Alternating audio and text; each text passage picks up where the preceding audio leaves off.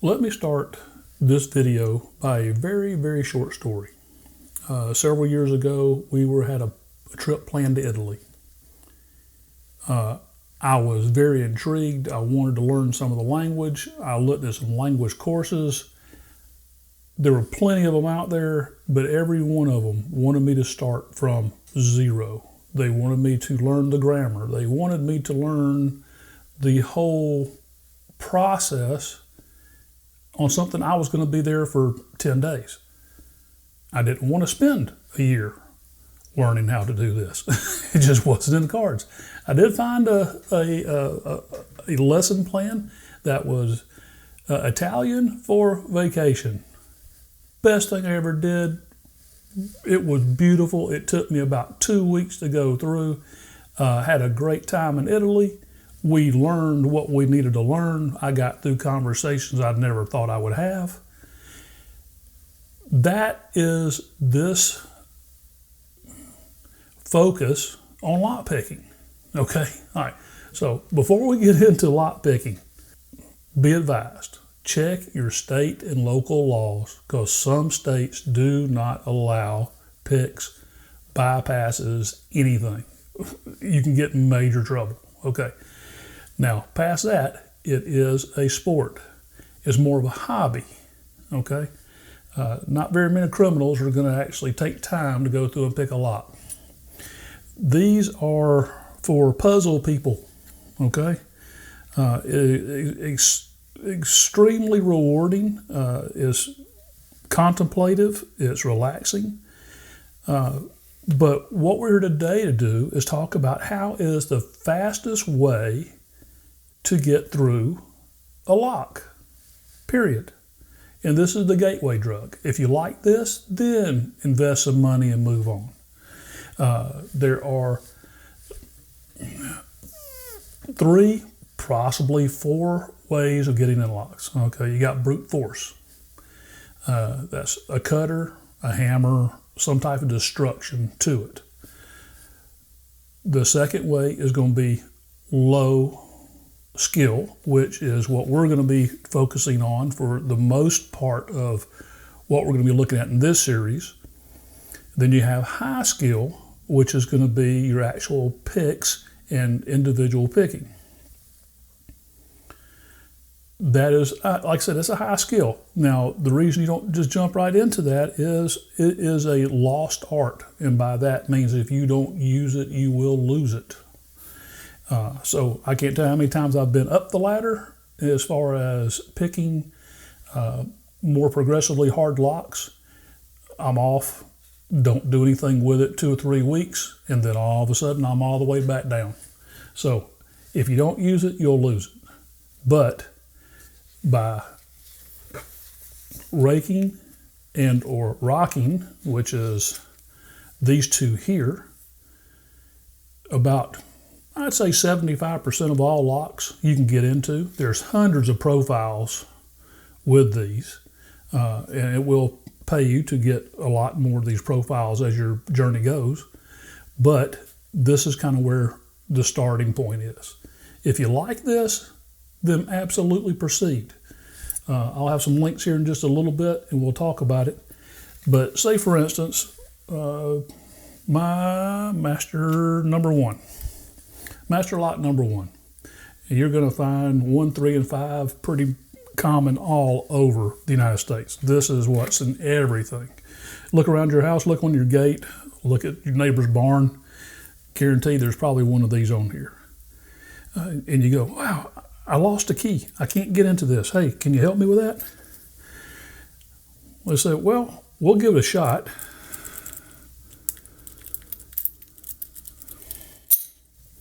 I think I can help you with that. So the art of, and I didn't go over bypassing, but what this is going to be, this is the rocking key. This is called a city rake. And usually the first time that I hit a master lock, or if I see a master lock, this is usually the first one I'm pulling out.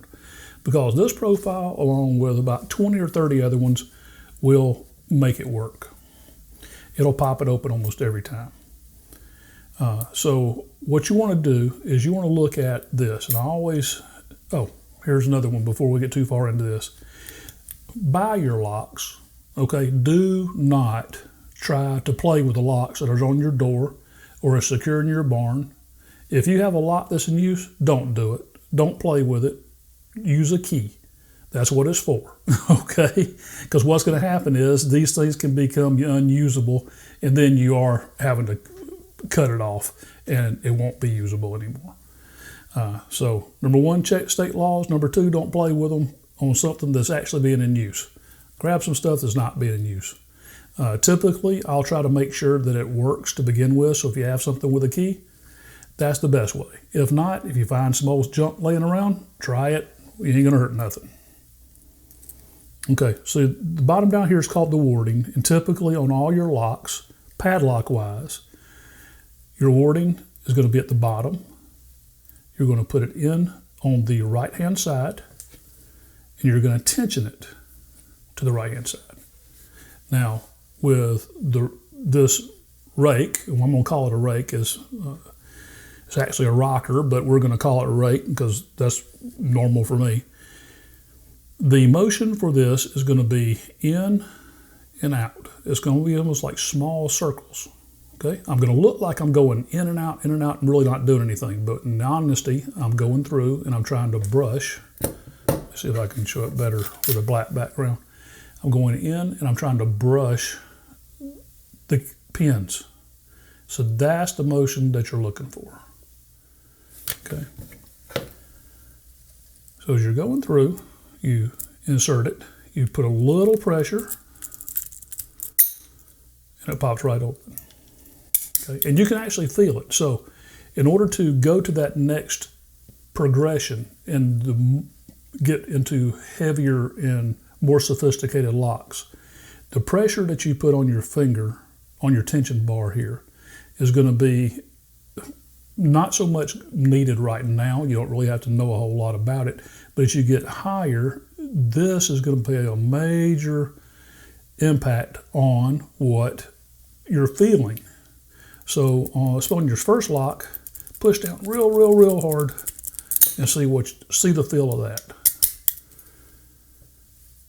And the second time you go in, play with it with just medium tension and see if you get a,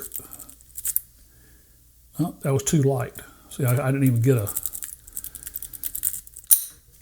there you go. All right, so that's telling me as I'm pushing down, I'm going through the pressure zone is going to give me that just amount of pressure in order to pop the lock open.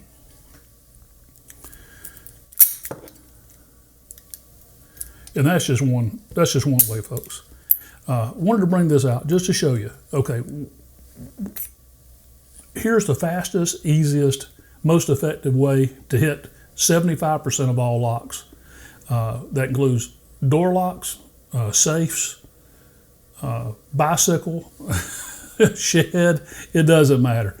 It's all there. Fantastic way to start a brand new hobby. They're affordable. You can spend a whole lot of money. You can spend a bunch of money getting into this sport or this hobby. Now, if I had to choose to start out with for rakes, I would say Dangerfield's Polaris set runs about $80. Would be my first pick of rakes. And it's a 10 rake set. I'll try to throw some links up here in just a minute. Get the sheet out real quick and I'll go through it. The Sparrows Kickstart set, $20. Covert Instruments actually has one that is $10, $9.99. Comes with 2 picks, 2 rakes.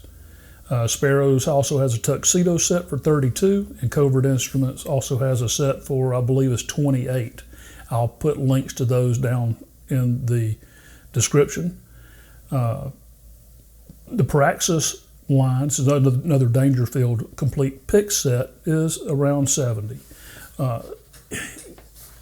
It depends on what you're looking for, how you want to get into this. I'd say pick up one of the $10 or $20 sets first. See if you like it. The reason most people get into this is just for speed, accuracy, and a challenge. This is basically what it's going to be. It's puzzles. Like I said, it's relaxing, it's entertaining. You can grab a lock. Everybody's got one. Most time you can get people to give them to you. So it's not a big deal there. There's a restore is what we call it here. I don't know where but it's building products. And if you'll catch them, then when they bring in the stuff, they'll take the old locks and they'll tear them out of the doors. And if you just happen to be by that specific day, they'll let you have them. Usually they don't call you for them. They think you're weird when you walk in, but that's okay. That's another story. Anyway, if you want the most effective, fastest way to get into a lock, raking. It's faster than a key most of the time. I'll show you one more time. And play with the tensioning as you're going down on this. Move it up and down as you're doing it. These aren't terribly difficult to pick either. Let's see if I can do it. Oh, here you go. This is another thing. As your first pick, you can get whatever you want. The first pick I had more success with than anything else was a diamond. For some reason, especially in these lower locks, and what you're trying to do is just feel for each individual pin, it let me feel the pins more effectively. Oop, whoa, sorry. Yeah, that was it. That was me too close to the thing, but there it was.